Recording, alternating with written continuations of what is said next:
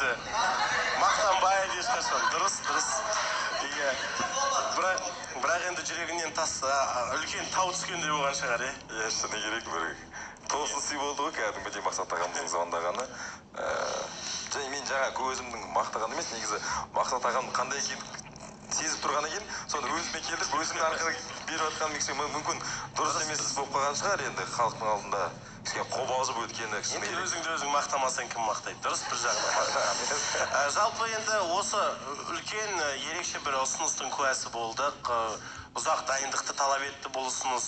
Ләззаттың көңілінен шықты, тіпті көңілі босап, көзіне жас алды. Сол ұсыныс қалай дайындалды? Сол жайлы Жандос бізге кішкене бейнематериал жіберген еді. Соны тамашалайық. Сәлем достар. Бүгін 23 қаңтар 2018 жыл.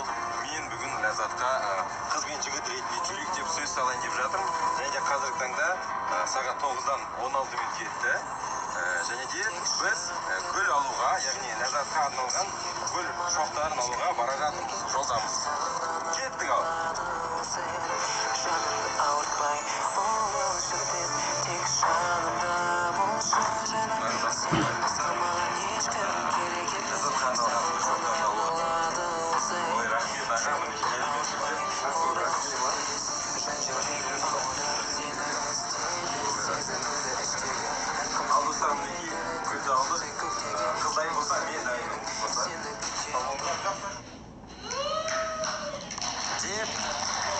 Осылай гүл шоқтарын алған екен. Қалған неге түсірмедің жаңа ғана?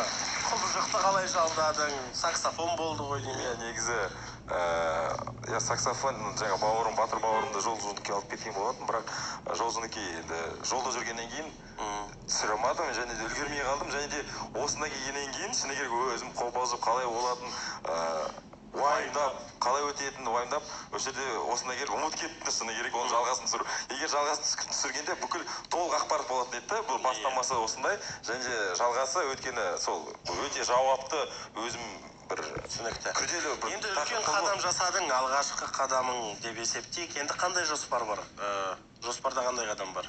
Иә, жоспарлар енді бір-бірімізді жақынырақ, енді жұп болдық, бір жақынырақ танып, болашақта, яғни тойға дейінгі өзінің бір қадамдар болады ғой. Яғни ата-анамен таныстыру деген сияқты бір-біріміздің болашаққа мақсаттарымыздың ашылу, яғни бір жоспарлап деген сияқты. Қазіргі таңда сол қадамдарының бірін ақырындап жасап келе жатырмын, және де қазіргі таңда Мақсат ағамен танысқаныма қуаныштымын. Енді көзбе-көз танысып, отырып, шай ішіп, әңгімелескенге не жетсін. Сондықтан менің ойымша әуелі осыдан бастау керек сияқты, жақын арада. Ендеше сәттілік тілейміз сендерге, Ләззатты қолынан алып шығарып салсаң болады.